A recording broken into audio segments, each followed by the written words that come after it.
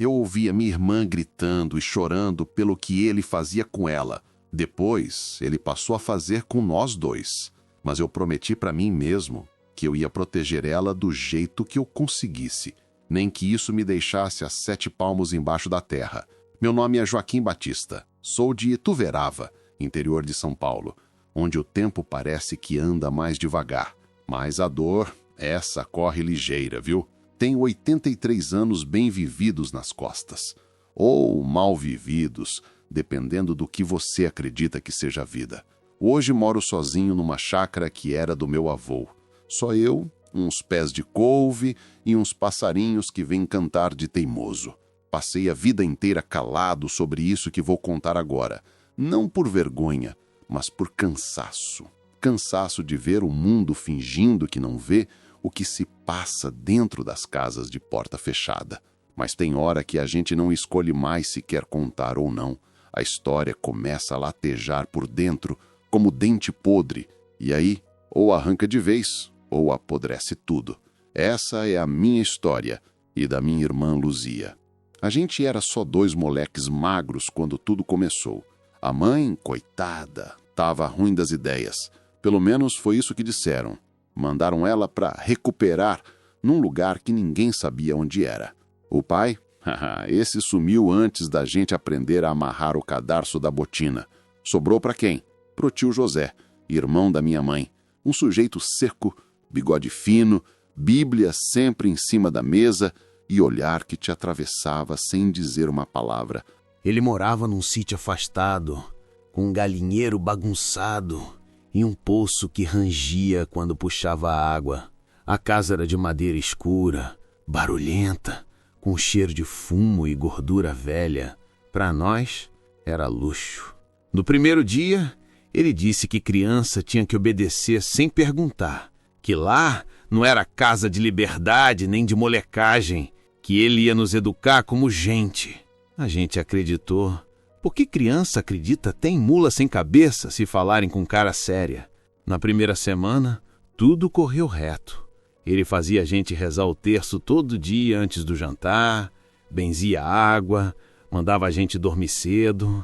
Tinha hora que parecia mesmo um homem de fé, mas fé demais às vezes esconde coisa. As rezas começaram a ficar longas demais. E ele falava umas palavras que eu nunca tinha escutado. Olhava para Luzia como quem olha a carne na feira. Mandava ela usar vestido comprido porque Deus mandava. Mas depois ficava chamando ela para perto toda hora, para ensinar a rezar do jeitinho certo. E eu comecei a estranhar. Teve uma noite que acordei com o barulho da porta. Fui olhar e vi a sombra dele parada na frente do quarto dela. Só parada, só olhando. Eu gelei. Não fui até lá.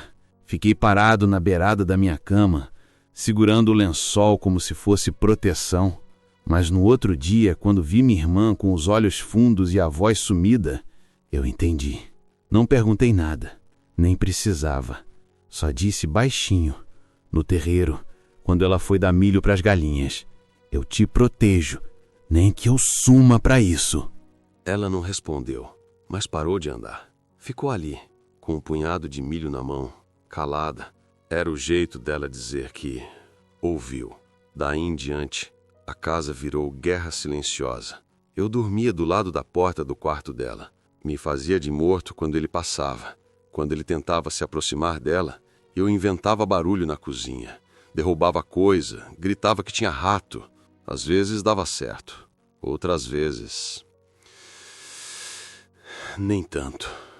O tio começou a desconfiar. E como gente assim não gosta de ser contrariado, começou a me castigar. Me fazia capinar sem descanso, me mandava carregar saco de arroz sozinho, e uma vez até me fez ajoelhar em grão de milho porque desrespeitei a autoridade dele. Eu suportava tudo, só para ela não precisar suportar. Mas ela também via. Um dia, Luzia me disse baixinho, sem olhar no meu olho: se você sumir, eu sumo também. Foi aí que o pacto virou ferro. A gente se protegia do jeito que dava. Eu não sabia o nome do que acontecia ali naquela casa. Só sabia que não era certo. E que se eu deixasse, ela ia quebrar por dentro. E ela era tudo que eu tinha. Agora me responde você. Se tivesse no meu lugar, o que teria feito? Depois que eu prometi proteger Luzia, as coisas só apertaram. Prometer é fácil. Cumprir, às vezes custa mais caro que a gente tem. O tio começou a andar mais solto dentro da casa, como se a gente fosse gado marcado. Já não fingia tanto ser homem de reza. Começava as orações e nem terminava. Dizia que Deus não precisa de tanto barulho, ele vê tudo. Só que o que ele fazia não era coisa de gente que acredita em Deus, não. Começou a mandar a Luzia lavar as roupas dele no tanque, dobrar com cuidado, sentir se o tecido estava bom. Começou a pedir que ela arrumasse a cama dele. E quando ela demorava, ele falava que ia lá ensinar o jeito certo. E eu tentava cortar pela raiz. Teve um dia que tentei travar a porta do quarto dela. Usei um pedaço de madeira, uma trava improvisada com arame e um tijolo atrás da porta. Não era grande coisa, mas na minha cabeça aquilo ia segurar o mundo do lado de fora. Só que o mundo é pesado demais para a criança segurar com um pedaço de pau. Naquela noite ele tentou abrir e não conseguiu. Bateu 1, 2, 3 vezes. Gritou meu nome. Luzia ficou quietinha lá dentro. Eu saí do quarto parecendo que tinha engolido prego. Que gracinha é essa? Ele falou com a voz baixa, mas o olhar pegando fogo. Eu disse que foi o vento, que a porta enroscou. Mas ele já sabia. Foi a primeira vez que ele me bateu de verdade. Não com chinelo, nem com cinta. Com a mão. Aberta, pesada, raivosa. Um tapa só, mas veio com a força de quem queria apagar a lembrança. Caí no chão com a boca estourada. Vi as estrelas do céu girando dentro da cabeça. E ele só disse, tenta de novo, moleque. Tenta de novo pra ver onde vai parar. Não chorei, nem fiz cara de dor. Porque ali, se chorasse, era pior. Luzia veio me acudir de madrugada. Limpou minha boca com um pano molhado e cuspiu no chão do quarto como se quisesse cuspir a raiva toda de uma vez. Eu queria abraçar ela e dizer que estava tudo bem, mas a boca doía e a alma pesava. No outro dia, acordei com um gosto de sangue seco e com um bilhete da mãe. Ou melhor, sem o bilhete. Era dia de carta. Toda semana ela escrevia. Coisa pouca, mas era dela. Às vezes mandava um lenço com cheiro ou umas palavras tortas de esperança. Naquele dia, nada. Nem envelope, nem notícia. Perguntei pro tio se ele tinha pego. Ele riu. Riu daquele jeito que faz a gente querer sumir da própria pele. Ela cansou. Mulher fraca, doente. Deve ter esquecido que pariu vocês. Aquilo doeu mais do que a surra. Não respondi. Só abaixei a cabeça e fui cuidar das galinhas. Mas dentro de mim tudo fervia. A casa, antes barulhenta, com nossos passos em risadas tímidas, virou lugar de sussurro. Luzia passou a andar mais devagar, falar mais baixo. Eu percebia quando ela evitava passar perto dele. Quando prendia a respiração, se escutava os passos. E eu comecei a dormir encostado na porta do quarto dela. Puxava o meu colchão para a frente da entrada e deitava ali mesmo. Disse para ela que era porque estava quente demais no meu quarto, que o vento ali era melhor. Mentira boba, mas ela entendeu. Na terceira noite, quando ajeitei o travesseiro no chão, ela abriu a porta e disse só uma coisa. Obrigada. Eu não respondi, porque se falasse chorava. E chorar ali era perigoso. Com o tempo o tio deixou de esconder até o olhar. Sentava na varanda, ficava observando Luzia estender roupa no varal e sorria de canto de boca. Um sorriso que gelava a espinha. Eu começava a sair mais cedo, fingi que ia buscar lenha, mas ficava escondido olhando, só para garantir que ela estava segura. Numa dessas vezes, vi quando ele chegou por trás dela e segurou no braço. Não forte, mas também não leve, como se dissesse, aqui eu faço o que quiser. Ela soltou o pano, deu um passo para trás, e ele foi embora rindo, como se tivesse feito uma piada. Aquele riso me atormenta até hoje. À noite, a mãe ainda não tinha mandado carta. 2 semanas já? E aí eu percebi. A gente estava sozinho. Sozinho mesmo. Mas tinha uma coisa que ele não podia tirar da gente. A promessa. Eu repeti baixinho para Luzia do outro lado da porta. Eu não vou deixar. Eu juro. E ela respondeu como sempre fazia. Em silêncio. Mas o silêncio dela era o único que me dava força. Porque ali, naquela casa que não era casa, onde ninguém mais escrevia, nem perguntava, nem lembrava da gente, o que restava era só isso. Um colchão encostado na porta.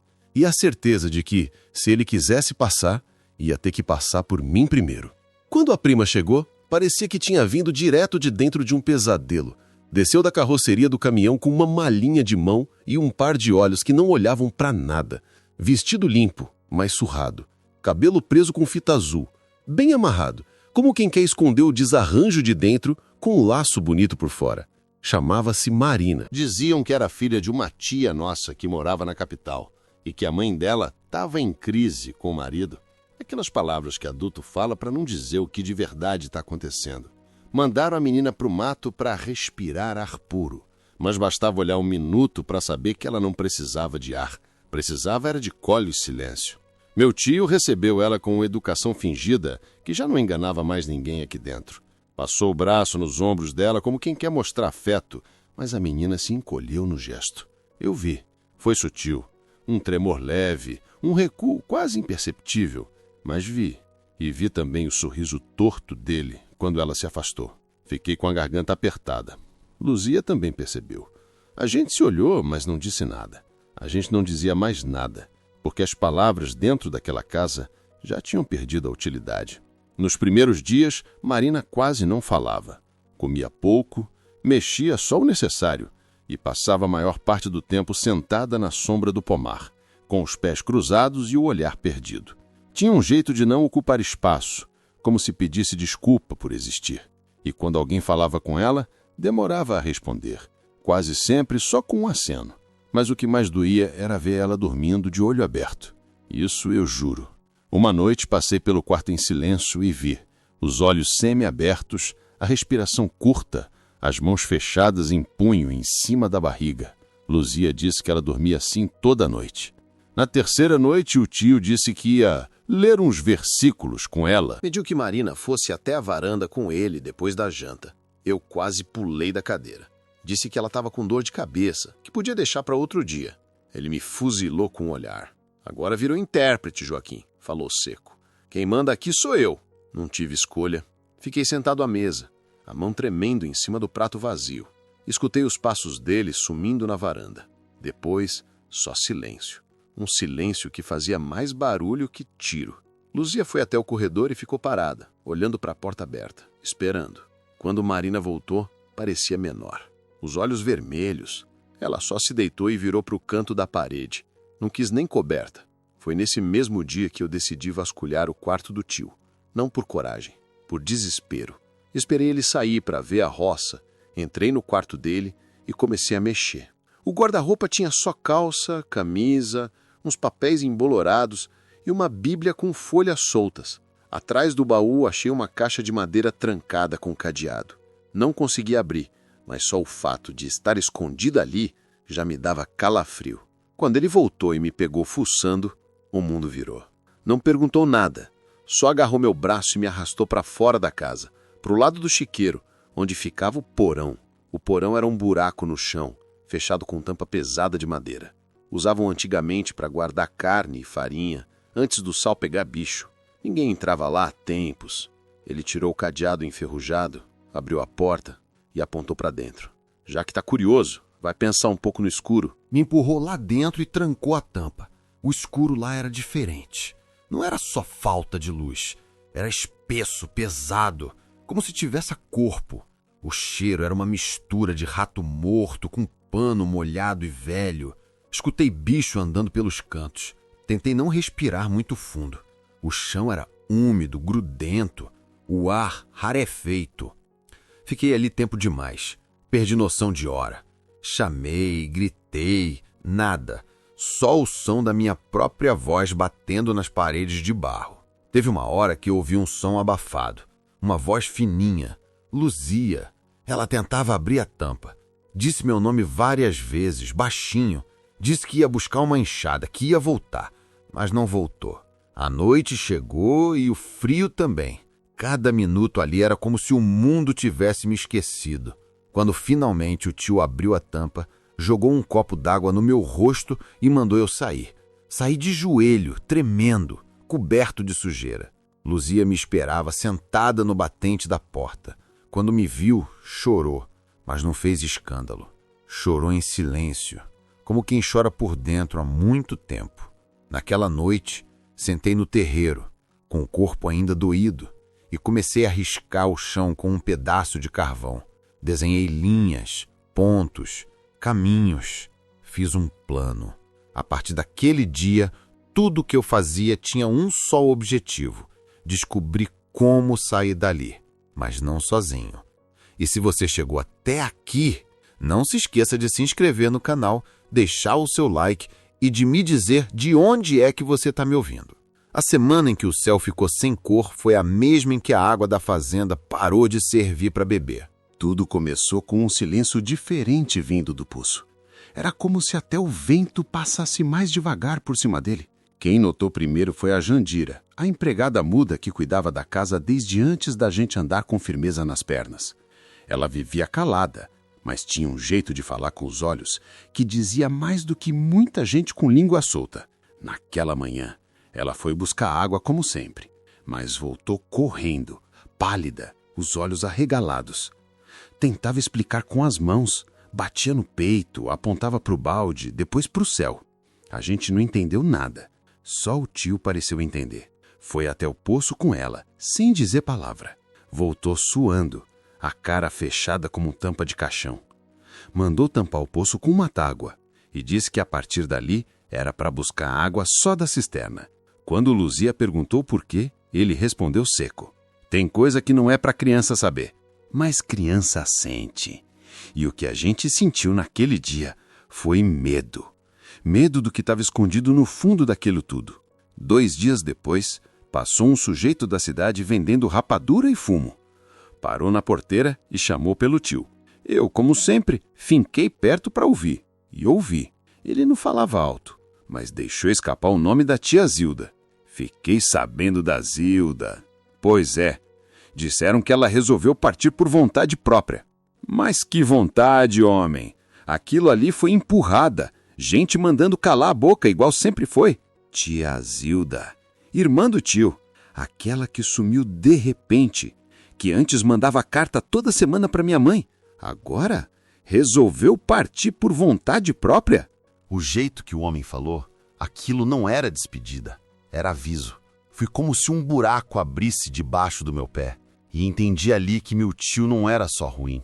Era do tipo que apagava o passado quando ele ameaçava virar prova. Na noite seguinte, o tio reuniu a gente para rezar. Mas aquilo não era a reza. Era outra coisa.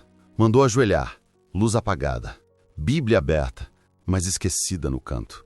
Falava baixo, palavras emboladas, e botava as mãos na cabeça da gente com calma demais. Pedia para repetir uns versículos que nem pareciam versículo. Tocava nos ombros, nas costas, nos braços com uma lentidão que me dava enjoo. Marina, a prima, ficava imóvel. Luzia apertava as mãos no colo. Eu mantinha os olhos entreabertos, fingindo estar de olhos fechados. Fui numa dessas noites que entendi de vez.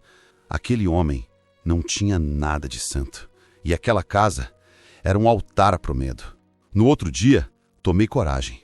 Fui até a cerca do seu Ernesto, o vizinho velho que morava ali perto. Disse que ia buscar laranja. Esperei ele aparecer no terreiro e falei direto. O senhor sabe o que acontece lá em casa, né? Ele coçou a barba, abaixou o olhar e respondeu. Tem coisa que, se a gente mexe, leva junto.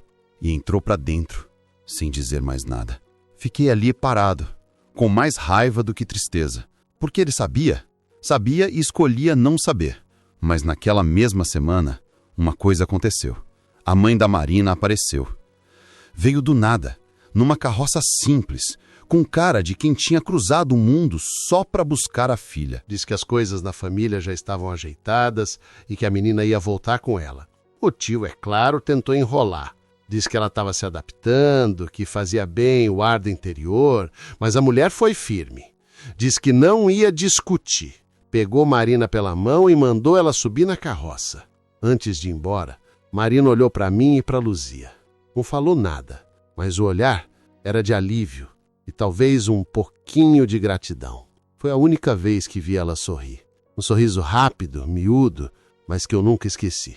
A carroça foi sumindo pela estrada de terra e, pela primeira vez em muito tempo, eu senti que alguém escapou.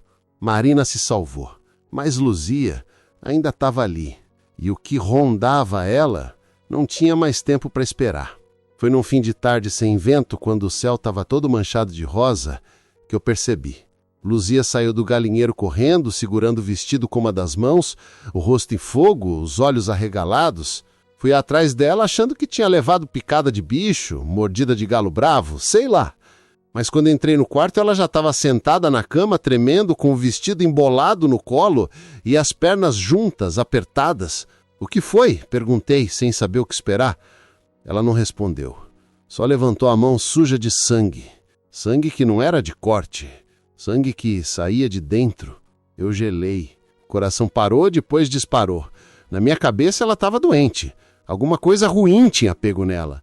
Tifo, mal de sangue, alguma praga do mato. Comecei a correr de um lado para o outro, peguei uma toalha velha, água fria, falei para ela deitar. Ela não dizia nada, só me olhava com aquele olhar de medo, misturado com vergonha. E aí entendi que ela sabia o que estava acontecendo, mas eu não. Fui até a cozinha e, sem pensar, perguntei para Dona Jandira, que sempre entendia mais do que falava. Quando viu o pano manchado, ela fez um sinal com a cabeça, um aceno lento, e levou a mão ao próprio ventre. E aí caiu a ficha. Era o corpo dela mudando. Aquele sangue não era doença. Era sinal de que ela estava deixando de ser criança. E isso, naquela casa, era um perigo maior do que qualquer febre. Eu voltei correndo, sentei do lado dela e disse: "Vai passar, tá? Eu tô aqui." Mas ela não parecia aliviada. Na verdade, parecia mais assustada ainda. E eu entendi por que no mesmo dia. O tio chegou mais cedo da roça, sujo de barro até o joelho. Chamou a Luzia para ajudá-lo a separar uns panos de sacaria. Ela hesitou. Disse que não estava se sentindo bem. Ele perguntou por quê com um tom que não era pergunta. Era aviso. Ela abaixou a cabeça, disse só: "Tô com dor na barriga." Ele olhou para ela de cima a baixo, parou os olhos nas pernas dela, depois deu aquele sorriso torto e falou a frase que até hoje me trava a respiração quando lembro. "Já tá virando mulherzinha, é?" E eu fechei a mão na hora. A raiva subiu como fogo por dentro. E eu sabia que se ele falasse mais uma palavra, se desse mais um passo, eu ia fazer uma besteira. Fui até o fundo da casa e peguei a faca de cortar mandioca. Uma faquinha cega, de cabo rachado, mas era o que tinha. Escondi debaixo da camisa e fiquei esperando. Esperei ele mandar ela entrar no quarto. Esperei ele virar as costas para mim. Mas quando fui para cima, tropecei no tapete da sala, a faca caiu no chão. Ele virou com uma rapidez de uma cobra. A cena foi rápida, mas ficou gravada como se fosse em câmera lenta. Ele me empurrou, a cabeça bateu na quina da parede. Senti o mundo girar, o chão me recebeu como se tivesse sede do meu corpo. Acordei com gosto de sangue na boca e o rosto inchado. Luzia estava do meu lado com um pano molhado na testa. Os olhos dela diziam tudo: medo, tristeza e algo que me destruía mais ainda: decepção. Como se, mesmo tentando, eu ainda não tivesse conseguido. Passei 2 dias com febre, o corpo doía como se tivesse sido atropelado por boiada. O tio fingia que nada aconteceu, mas nos olhos dele tinha um aviso: tenta de novo. A partir dali não tive escolha. O plano de fuga, que antes era ideia solta, virou urgência. Comecei a observar a estrada, contar o tempo entre as visitas de carroça, medi os passos até a cerca dos fundos. Fiz um mapa mental da plantação, do pasto, dos vizinhos mais distantes.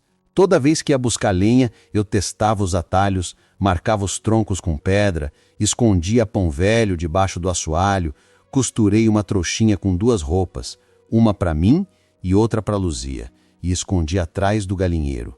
A dor ainda latejava no rosto, mas a vontade de sumir latejava mais forte. E eu sabia que se não saíssemos logo dali, alguma coisa pior ia acontecer. E aí não ia ter sangue, faca ou coragem que salvasse a gente. A notícia chegou de manhã, depois do café. Ia ter uma festa na cidade. Uma daquelas de comemoração de colheita. O padre vinha dar bênção na praça. Tinha barraca de milho, sanfoneiro, bolo de fubá e gente de todo canto. O tio, que nunca gostava de ir em lugar nenhum, do nada decidiu levar a gente. Disse que era bom mostrar que a família estava unida, que o povo andava falando demais. Luzia gelou quando ouviu. Eu também. Aquilo não era convite, era vitrine. E a gente, 2 bibelôs quebrados, forçados a sorrir para quem não queria ver as rachaduras. No caminho até a cidade, a carroça chacoalhava tanto que parecia cuspir os pensamentos da cabeça. Luzia olhava para o chão, os dedos apertando a barra do vestido. O tio ia calado, mas com aquele jeito de gente que quer ser visto. E eu só pensava se valia a pena tentar fugir dali mesmo. Mas ainda era cedo.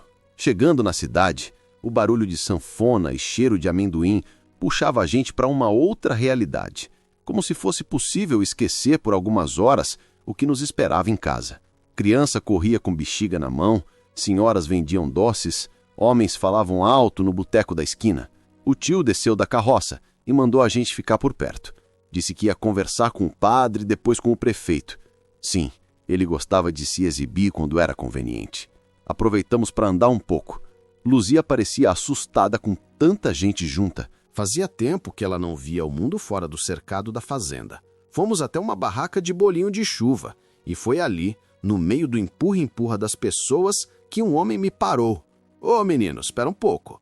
Virei achando que era algum conhecido do tio, mas era um velho, alto, cabelo ralo e barba por fazer. Tinha um paletó de tecido grosso e sapato de couro que já tinha visto dias melhores. Você tem nome?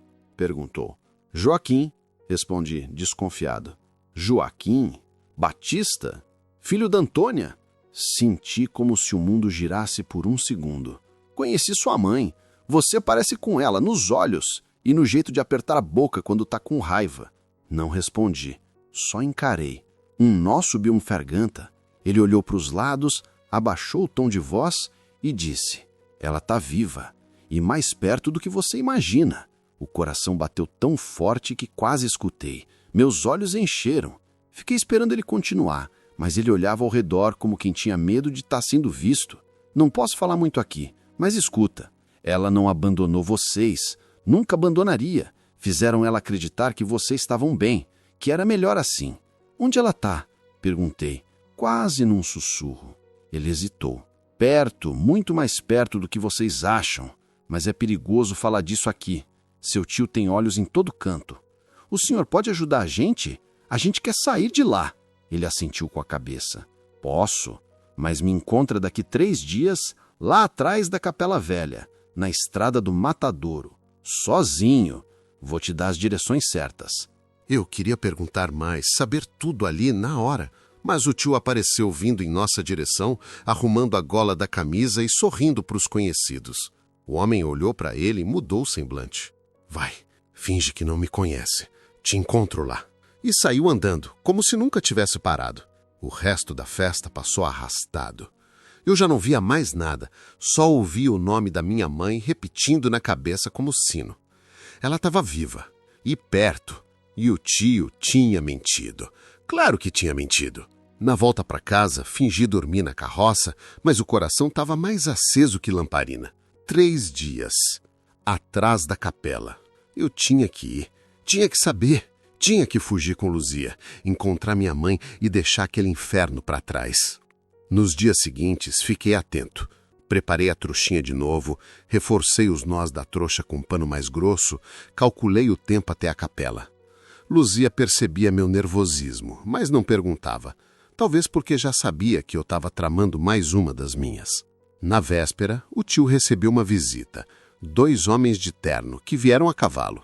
Conversaram com ele na varanda, cochichando, depois foram embora, sem nem tirar o chapéu. Naquela noite, o tio não dormiu em casa. Disse que ia até a cidade resolver um assunto. Mas não levou roupa e deixou o lampião aceso. No outro dia, fui até a capela. Andei escondido, rodeando a plantação, cortando por dentro do mato para não deixar rastro. Esperei por horas, mas o homem nunca apareceu. Voltei para casa com um buraco dentro do peito. Quando entrei, o tio estava sentado na cadeira da cozinha, afiando um pedaço de madeira com um canivete. Deu uma volta longa, hein, Joaquim? Engoli seco. Ele me olhou. Um olhar que dizia mais que qualquer palavra. E eu soube. Ele sabia. Sabia de tudo. A manhã estava nublada quando escutei o som da carroça parando na frente da casa. Luzia foi quem viu primeiro, pela fresta da cortina. Ficou imóvel, o prato do café ainda na mão, os olhos arregalados. É ela! Levantei correndo. A Jandira já estava na porta, o pano de chão pendurado no ombro, parada feito poste. O tio saiu da cozinha e desceu as escadas com calma demais. E então ela apareceu. Minha mãe. Mas não era. O corpo era dela. O cabelo era dela. Só mais ralo, mais sem brilho. Mas os olhos não estavam ali. Estavam longe, vidrados, perdidos. Desceu da carroça com a ajuda do condutor, que nem falou nada. Estava vestida com um vestido florido amassado que parecia ter vindo do fundo de uma mala esquecida. Os pés inchados, as mãos tremiam, tinha marcas nos braços, manchas no rosto e um sorriso torto que não alcançava canto nenhum da boca. Luzia recuou, encostou no canto da parede como quem vê assombração. Eu fiquei parado, no meio da sala, sem saber se corria para ela ou se me escondia. Mãe! Ela olhou, mas demorou para reconhecer. Quem? Luzia? A voz era arrastada, sem força, como se tivesse acabado de acordar de um sono longo demais. Sou eu, mãe. Sou eu. A senhora voltou? Ela sorriu de novo, mas aquele sorriso tinha algo errado. Como se fosse um disfarce usado tantas vezes que já tinha perdido formato. O tio chegou perto e passou o braço nas costas dela. Trouxe ela para ver vocês. A bichinha estava com saudade. Ela sentiu, mas sem convicção. Levou horas para sentar na cadeira da cozinha.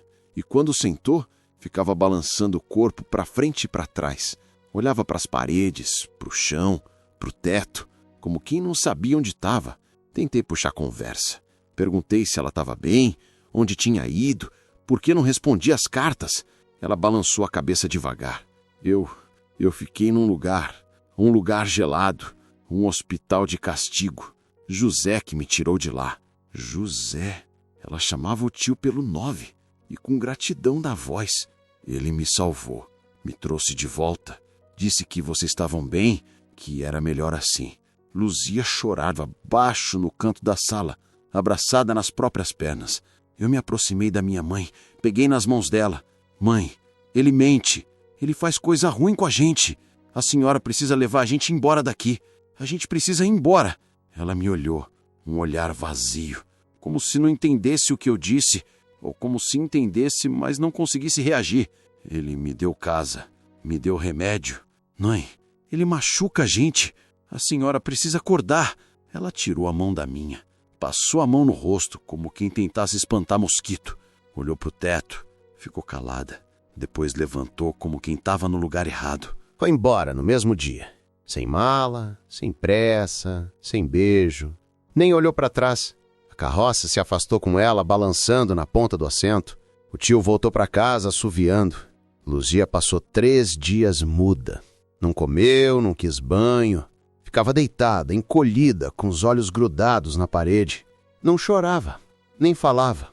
Só respirava como quem estava cansada demais para existir. Eu não conseguia dormir, nem comer, nem pensar. A raiva começou a crescer dentro de mim como um mato no meio da plantação. E foi num desses dias que eu quebrei. O tio tinha um objeto que ele adorava. Um relógio de bolso, prateado, herdado do pai dele. Guardava numa caixinha forrada, limpava toda semana. Era o orgulho dele. E eu quebrei. Esperei ele sair para o galinheiro, fui até o quarto dele, peguei o relógio e joguei no chão. Depois pisei. 1, 2, 3 vezes. O som do metal estalando sob minha bota foi a coisa mais satisfatória que eu ouvi em semanas. Mas durou pouco. Ele encontrou e me jogou no porão. De novo. Lá embaixo, com o cheiro de rato, o chão úmido e a escuridão engolindo meus pensamentos, eu entendi que a gente estava sozinho. Completamente. A mãe tinha voltado, mas sem alma. A salvação virou miragem. E eu precisava tirar a Luzia de lá. Agora. Ou morrer tentando. Depois da visita da minha mãe, ou da sombra do que restou dela, eu entendi que esperar era morrer devagar. O que me restava agora era fugir. Nem que fosse com as pernas rasgadas e os pulmões vazios. Só que fugir não era sair correndo como nos livros. Era planejar como rato, se esconder como bicho do mato e contar os passos como quem conta batida de tambor em desfile de guerra. Começamos assim. Todo saco de pão que vinha da venda, eu guardava o papel. Papel pardo, grosso, meio engordurado. Secava no sol, alisava com pedra e escondia debaixo da cama. Depois de madrugada, quando o tio roncava no quarto dele, eu e Luzia riscávamos com carvão da fornalha. Desenhávamos a casa, o galinheiro, a cerca, o pasto, depois a estrada, depois a cidade. Luzia tinha memória boa, lembrava os atalhos da ida para a festa, os buracos da cerca, até onde ficava a casa da costureira que dava doce quando a gente era menor. Fomos montando um mapa de saída, um pedaço de esperança em preto e cinza. Enquanto isso, escondíamos pão duro. Toda vez que sobrava, a gente deixava secar e enrolava num pano. Escondia atrás do forno, dentro do buraco da árvore, até num buraco no terreiro. A água era mais difícil, mas aprendemos a amarrar a tampa de uma garrafa num cordão para puxar na cisterna sem fazer barulho. Criamos até um código de assobio. Um curto era tudo bem. 2 curtos era perigo. 1 longo era vem. 2 longos, fica. E se a gente assobiasse a melodia da cantiga que minha mãe cantava quando éramos pequenos, era o sinal de fugir, imediato, sem olhar para trás. A coisa estava funcionando. Aos poucos as peças se encaixavam. O mapa crescia. O pão endurecia. O medo virava impulso. Até que uma das galinhas sumiu. Foi de madrugada. O tio foi contar os bichos antes de ir por pasto e percebeu. Mandou parar tudo. Cadê a galinha preta? Gritou. Deve ter escapado pela cerca, arrisquei. Ou será que alguém andou mexendo onde não devia? Fiquei calado. Luzia também. Mas ele já sabia. Ou desconfiava. Naquela noite, ele nos fez jantar no escuro. Só ele comeu. Disse que castigo ensina respeito. Na manhã seguinte, encontrei o mapa rasgado, papel sujo de barro, carvão apagado. Alguém tinha fuçado debaixo da cama. Não deixei transparecer, mas o peito ardia. Aquilo era mais que um papel. Era nossa rota para fora do inferno. No dia seguinte, ele me chamou no terreiro. Você anda muito esperto, Joaquim. Mas esperteza em menino vira prepotência. E prepotência acaba com gente machucada. Machucada como quem? Soltei sem pensar. Ele ficou parado. Depois deu um passo na minha direção. Como sua irmã vai ficar se você não aprender a baixar a cabeça? Foi como se um raio tivesse partido meu corpo no meio. O sangue ferveu. O coração virou tambor. Se você encostar nela de novo, eu te enterro com a enxada da horta. Ele parou. O rosto dele mudou. Não esperava. Talvez porque nunca ninguém tinha dito isso para ele. Mas a resposta veio. Veio com fúria. Na noite seguinte, ele esperou todo mundo dormir. Me acordou com um chute na perna e uma corda no ombro. Me arrastou até o porão. Mas dessa vez não me jogou lá. Prendeu. Corrente. Ele trouxe corrente de ferro, daquelas de prender boi bravo, amarrada num gancho que ele mesmo cravou na parede, amarrada na minha cintura, trancada com um cadeado. Quer ser homem? Aprende a ficar preso como homem. Fiquei ali, quase 2 dias, sem comer, sem levantar, urinando do lado da parede, rato passando perto da minha perna, a corrente fria roçando a pele, fazendo ferida. Luzia tentou me soltar, eu sei que tentou. Escutei a voz dela do lado de fora, baixinha, chorando, mas ele vigiava. A dor virou febre, a febre virou delírio, e o delírio me deu um sonho. Minha mãe abrindo a porta do porão, estendendo a mão para mim e dizendo, agora vai. Mas acordei com ele me puxando de volta. Me soltou no 3º dia, me deixou cair no chão como bicho sarnento. Tenta de novo, Joaquim, tenta! Eu não respondi, só olhei para ele. Mas o olhar que eu dei, esse ele nunca mais esqueceu. Porque eu voltei da corrente com fome. Mas não era de comida, era de fuga. Depois de tudo, a corrente, a mãe que virou fumaça, o plano destruído, o mundo pareceu virar um campo de terra seca. Tudo rachado, sem raiz, sem saída. Eu já não sabia mais se tinha coragem de fugir. A cada dia, Luzia murchava mais. Era como se o corpo dela ainda estivesse ali, mas a alma já tivesse desistido. A gente se comunicava pouco, mas quando os olhos dela cruzavam os meus, eu via. Ela ainda me esperava. Ela ainda acreditava que eu ia dar um jeito. Foi isso que me segurou. Comecei a fingir outra vez. Fingir que aceitava. Fingir que obedecia. Andava com a cabeça baixa. Não respondia. Recolhia os pratos sem reclamar. O tio achava que tinha vencido, que tinha quebrado meu espírito. E isso me dava tempo. Naquela semana choveu 4 dias seguidos. O pasto virou barro. Os porcos se escondiam nos cantos.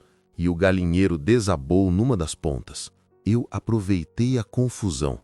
Comecei a montar um novo mapa. Dessa vez só na cabeça. Sem papel. Sem carvão. Eu recitava para mim mesmo antes de dormir. O milharal é um norte. 3 passos da cerca baixa. 2 árvores. A trilha até o riacho. Toda noite eu cochichava no ouvido da Luzia. Como uma reza.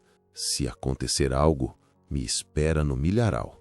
Ela só balançava a cabeça. Às vezes, um fio de voz. Eu espero. O plano era simples e impossível. Fugir no meio da madrugada pela parte de trás da casa, com as trouxas prontas e o mínimo de barulho. Mas para isso, eu precisava de uma brecha. Só que o tio tinha começado a trancar até as janelas. Dormia com a porta entreaberta e o lampião aceso.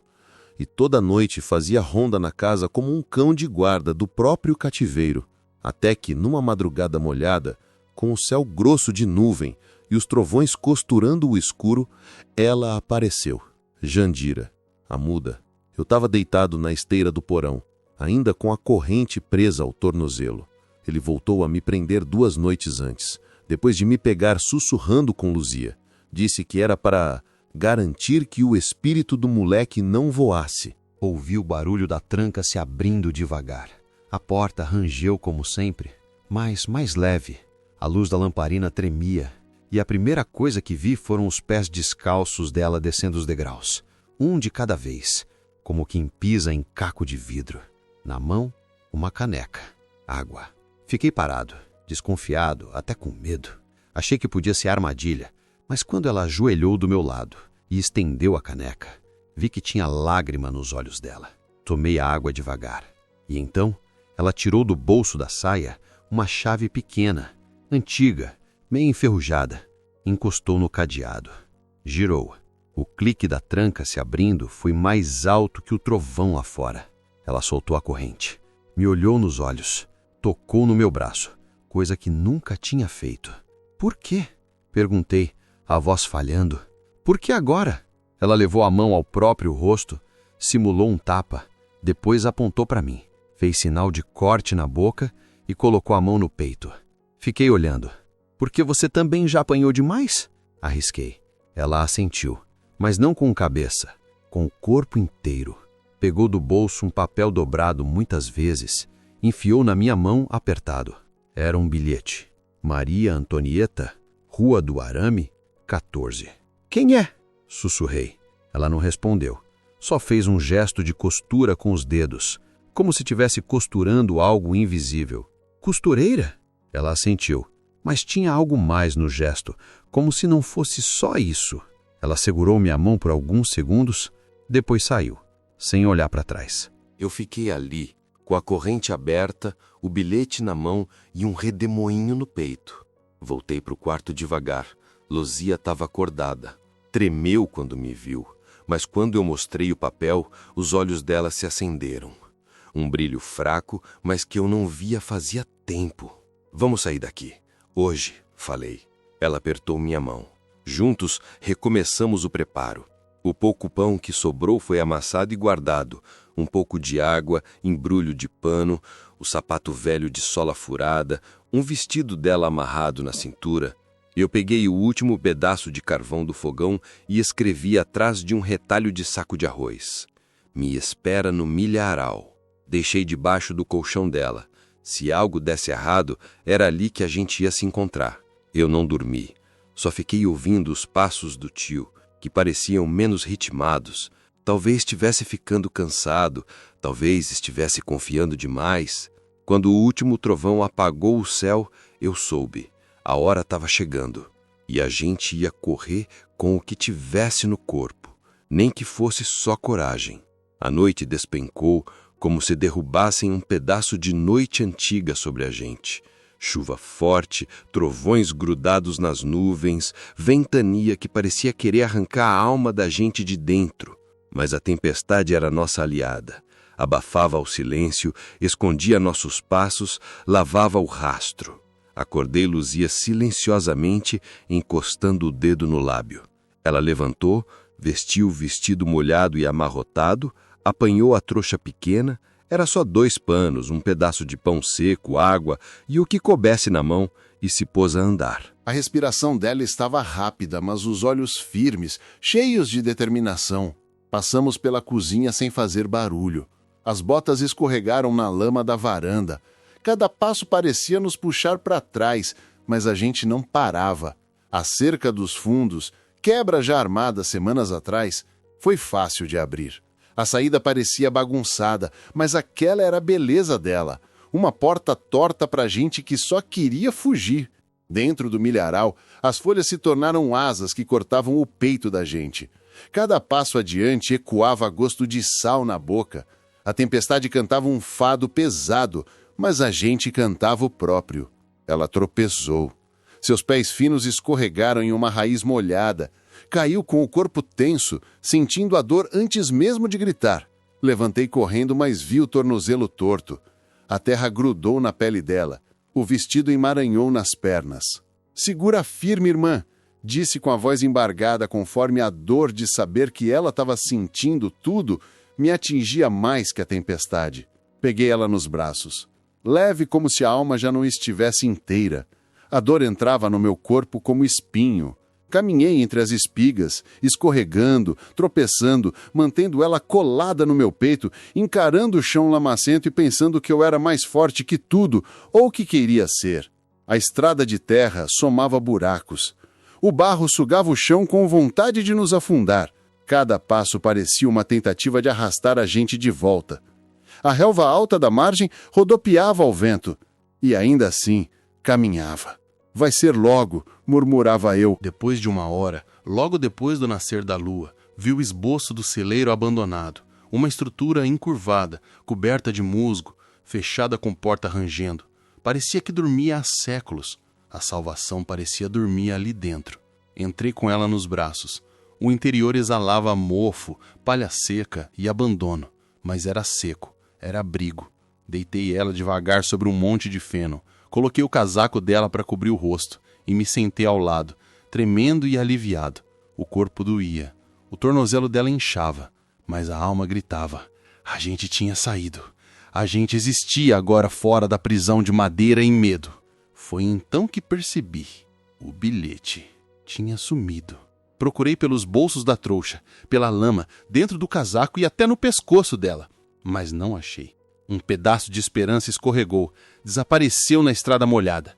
A única pista que tinha. O choque veio frio. Abaixei a cabeça. A chuva ainda martelava o telhado, sem piedade. "Desculpa", murmurei para ela. Eu deixei escapar. Ela abriu os olhos e me viu ali, com raiva, tristeza, culpa. A boca dela se fechou, mas os olhos disseram: "Você trouxe a gente até aqui." O coração ferveu. A dor apertou, mas também nasceu um juramento. Apertando minha mão, com o tornozelo doendo e o mundo inteiro gritando: "Desacelera!" Eu disse: "A gente vai encontrar, mesmo sem o bilhete." Ela sorriu, fraco, mas confiou. Fiquei caído com as costas na parede, só escutando o trovão entre as tábuas que rangiam. Os minutos rolavam como bigorna. Eu imaginava o que viria. O tio. Os passos escorrendo para achar a gente. A vida estilhaçada.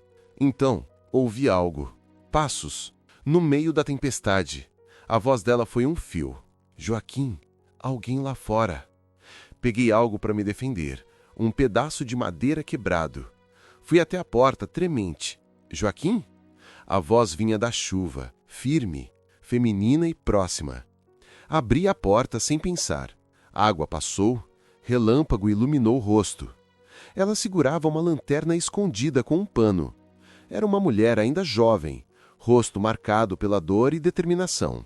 Um lenço na cabeça, roupas gastas, mas firme. Maria Antonieta? Perguntei. Ela assentiu. Vem, ele tá atrás. A voz dela foi almoço, foi ar, foi salvação. E nós atravessamos a tempestade sem pensar 2 vezes. A mão de Maria Antonieta segurava a minha tara com força. Era pequena, fina, mas firme. Como quem dizia, vem, anda, anda rápido. Carreguei Muzia no colo de novo. A perna dela estava doendo menos, mas não dava para arriscar. A chuva tinha virado garoa e o caminho que fizemos foi por trilha fechada. No meio do mato, cruzando a estrada e entrando num campo de capim alto. Depois de 20 minutos andando, vimos uma casa pequena com paredes de barro e teto de telha antiga. Parecia abandonada de longe, mas de perto estava viva. Tinha flor no canteiro, cortina na janela e cheiro de coisa cozinhando. Maria abriu a porta devagar. O interior era quente e a lenha ainda ardia no fogão. Havia 2 colchões num canto e uma mesa simples, com pão fresco sobre um pano florido. Entre. Aqui ninguém chega sem ser convidado, ela disse baixinho. Deitei Luzia numa manta dobrada. Ela olhava tudo como quem entra num lugar proibido. Os olhos arregalados, os dedos agarrados na barra da saia, mas o corpo, pela primeira vez, relaxou. Como se ela soubesse que ali o ar era diferente. Maria trouxe uma bacia com água morna e lavou os pés da Luzia. Depois, fez chá de erva doce, assoprou o copo e entregou para ela, como quem devolve infância. Eu fiquei sentado num banco, olhando aquilo e tentando entender se estava sonhando ou se era verdade. Mais tarde, quando Luzia dormia, Maria sentou do meu lado, acendeu um cigarro e ficou em silêncio por um tempo. Você é igual sua mãe. O mesmo jeito de franzir a testa. A mesma coragem atravessada na garganta. A senhora conheceu ela? Fomos criadas juntas, na mesma rua, no mesmo tempo. Antes dela ir embora com aquele homem, aquele que vocês chamam de tio, eu abaixei a cabeça. Ela tentou. Por muito tempo tentou te buscar, mas ele mentia, escondia as cartas, rasgando as respostas.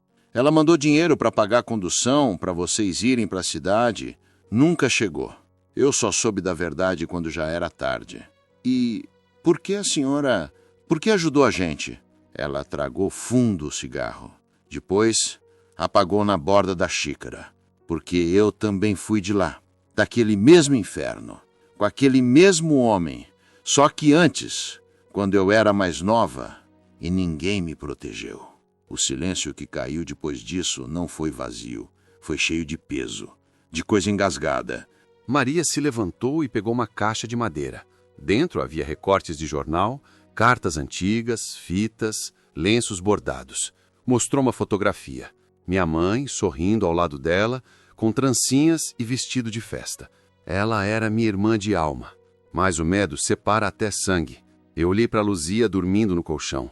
Ela ainda não fala muito. Ela vai. Não força.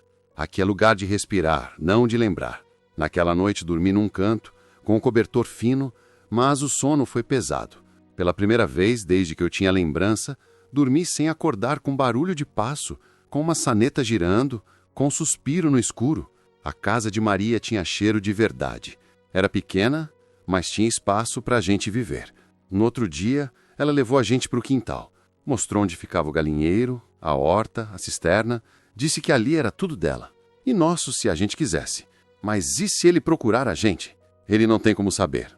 E se souber, não pisa aqui. Eu dou um jeito. A senhora tem medo dele? Tive. Hoje ele que devia ter de mim. Luzia passou o dia catando flor miúda do quintal. Não falou, mas riu. Um riso curto, quando viu uma galinha subindo na cerca. E só aquilo já era milagre. À noite, Maria fez sopa com pedaços de frango e farinha. Sentamos os 3 na mesa pequena. A luz era de lamparina. O som era só a dos grilos e do vento. Vai esconder a gente para sempre? Perguntei. Ela riu. Não, eu vou ensinar vocês a viver de novo. Depois do jantar, ela colocou papel e carvão em cima da mesa. Escreve teu nome. Pra quê? Porque agora você existe. e tem direito de escrever. Peguei o carvão. A mão tremeu. Escrevi. Joaquim. E depois, com a mão dela sobre a da Luzia, ela escreveu também. Luzia. 2 nomes em folha nova. 2 corpos em lugar limpo. 2 sobreviventes que agora tinham onde começar. Os dias começaram a passar como água morna. Os minutos deslizavam devagar, mas sim a dor que antes os afogava.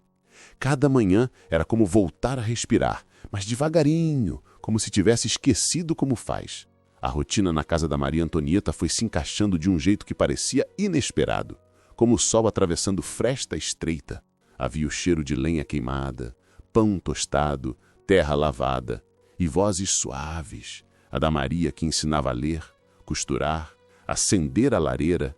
A da Luzia que começou a responder bom dia, com B e D misturados, com um riso de bico que era música para gente quebrado como era o João.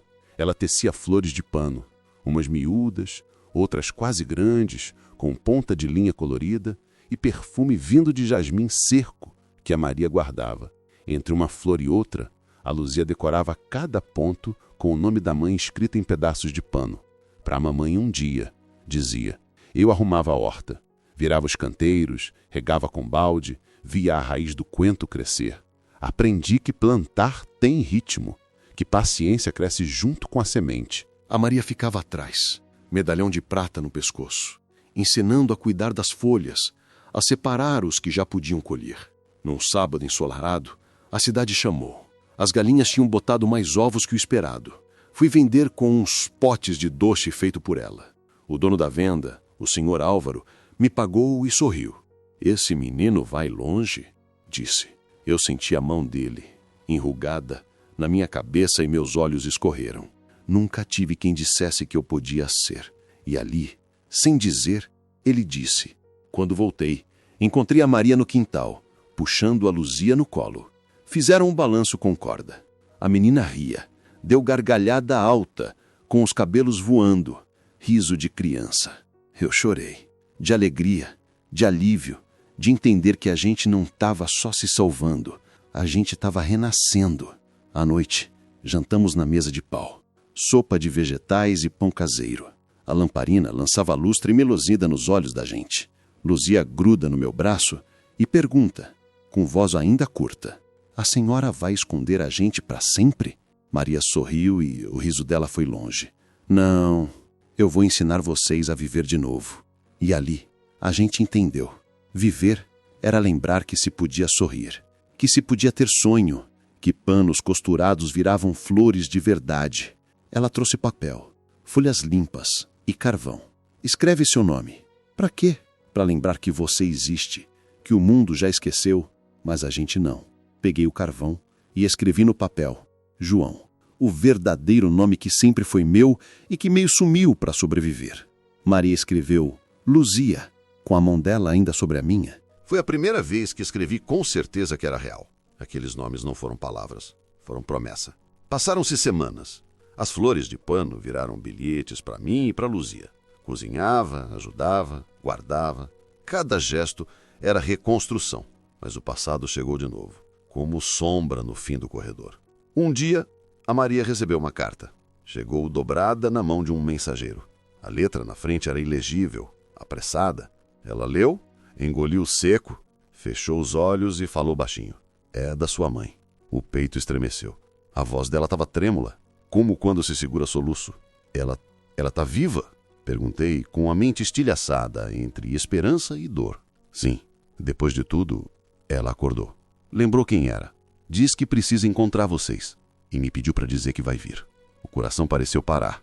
O peso da saudade, da raiva, da esperança, tudo junto. A Luzia entrou na cozinha na hora. Olhou a gente com o senho franzindo. O que aconteceu? A mamãe escreveu. Vai vir. Ela ficou tão parada que o tempo pareceu parar junto. Depois respirou. Simples, fundo, como quem busca ar depois de se afogar. Eu levei ela para o quintal. Vi a flor de pano grudada que ela fez com o nome da mãe. A giricima, que parecia gritar, mãe. Peguei a flor, encostei no peito. Nós 3 juntos de novo? Ela não respondeu. Mas os olhos dela, pequeninos, brilharam. A carta foi dobrada com cuidado, colocada num envelope limpo. A Maria disse que ia responder, dizendo que eles estariam aqui, à espera, à porta, com o coração aberto. E a vida virou promessa de que a história da gente não vai terminar na dor. Vai continuar, porque agora a gente sabe costurar o que quebrou e o que está nascendo precisa florescer. Ela chegou numa tarde nublada, dessas que o céu fica murcho e o ar mais pesado que o normal. Luzia estava sentada no batente, costurando flor de pano como fazia todo dia. Eu estava no quintal, batendo terra do sapato. Maria Antonieta assava pão. Quando escutamos o tropel do cavalo na estrada, o peito pulou. Não era mais medo. Era algo entre susto e esperança. A mulher que desceu da carroça parecia menor do que a gente lembrava. O cabelo ralo preso num coque improvisado. Os olhos fundos. O corpo curvado como quem carregava o peso de uma vida. Mas ainda era ela, nossa mãe. Ela parou no portão, olhando a casa como se não acreditasse que ainda existia. Me perdoa, foi tudo que conseguiu dizer. Luzia não correu, nem chorou. Só andou até ela e encostou a cabeça no peito dela, como quem precisava sentir o cheiro para acreditar. Eu fiquei parado. Meu coração gritava, mas as pernas tremiam. Ela me olhou e os olhos dela diziam tudo, que as palavras não dariam conta. Eu devia ter te tirado de lá. Eu devia ter te protegido. Eu deixei vocês para trás. Eu deixei vocês. A senhora também era vítima. Respondi, com a voz trêmula. A gente sabe disso agora. Choramos os três ali mesmo, no portão de madeira carcomida, debaixo de um céu fechado. Choramos pelos anos perdidos, pelos silêncios gritados, pela dor que virou cicatriz. Maria Antonieta apareceu com um pano na mão e nos levou para dentro. Botou água no fogo, serviu café, ficou em silêncio respeitoso. Ela sabia que aquele momento não era dela, mas sem ela, ele não existiria. Mamãe ficou conosco por semanas. Aos poucos foi voltando a ser gente. Ela colhia hortaliça com Luzia, ajudava na costura, me perguntava coisas pequenas só para puxar conversa. À noite, às vezes encostava na rede e dizia: eu sonhava com vocês, sabiam? A gente sabia. E a vida, teimosa como é, foi passando. Luzia cresceu, se tornou mulher de jeito calmo, de fala macia, mas firme como rocha. Conheceu um rapaz bom, que vendia leite e consertava carroça. Casou com ele na igrejinha do bairro, com um vestido azul e véu emprestada. Eu a levei até o altar. Chorei igual criança. Anos depois, conheci a minha esposa, filha de lavrador. Olhos curiosos e riso largo. Ela dizia que eu andava como quem tinha dor no passado. E tinha mesmo. Mas ela me ensinou a rir de novo. Casamos num dia de sol, com bolo simples e pé de moleque de lembrança. Mas eu e Luzia nunca nos afastamos. Mesmo com família formada, filhos, plantio, venda, cidade, tudo. A gente sempre foi mais do que irmão. A gente era abrigo um do outro. Ela vinha aqui toda semana. Eu ia lá quando podia. Nossos filhos cresceram juntos. Nossos netos se tratam como irmãos. Minha mulher e Luzia viraram unha e carne. Costuram juntas. Conversam como se tivessem nascido no mesmo ventre. Uma vez eu ouvi minha esposa dizendo: eu nunca fui ciumenta porque o seu amor maior sempre foi por ela. E eu entendo, porque se ela fosse minha irmã, eu também protegeria do mundo inteiro. Hoje, a Maria Antonieta já descansou. Partiu tranquila numa manhã em que o céu estava claro e as galinhas cantavam cedo. A gente enterrou ela com flor nos cabelos e pedra com nome. Coisa que ela dizia que não precisava, mas a gente achou que sim. Nossa mãe também partiu. Foi anos depois, com a gente por perto. Morreu em paz, com a Luzia segurando sua mão e eu sentado ao lado contando a ela como a vida seguiu. A última frase dela foi: obrigada por me perdoarem. Hoje, eu tenho 83 anos. Vivo numa chácara pequena, simples, com cheiro de mato e café passado. Meus netos correm pelo quintal, comem fruta no pé e pedem para eu contar aquela história do dia em que você fugiu no meio da lama carregando a tia Luzia. Eu conto. Não tudo, mas o bastante. Eles não sabem os horrores, mas sabem que a coragem pode salvar vidas. Luzia ainda está viva, teimosa, forte, com cabelo branco e flor de pano na mão. A gente se fala todo dia. Às vezes pelo rádio, às vezes por carta, às vezes só com pensamento. Porque irmão que vira escudo nunca larga. Minha mulher está aqui também. Lê as cartas da Luzia comigo, reclama quando esqueço o chapéu e toda noite me dá beijo na testa. Eu olho para tudo isso e penso, a gente venceu. Com corpo remendado, alma costurada, coração que chorou mais do que riu por muitos anos. Mas a gente venceu. E hoje, se eu escrevo essa história, é para não deixar apagar. Porque tem menino preso por aí ainda, menina calada. Irmãos dormindo na porta um do outro com medo do escuro. Para esses eu digo, resiste, foge, promete. E quando conseguir, vive. Porque viver, meu filho, viver de verdade, é a maior vingança que a gente pode ter contra quem tentou matar a gente por dentro. E se você chegou até aqui, não se esqueça de se inscrever no canal, deixar o seu like e de me dizer de onde é que você está me ouvindo.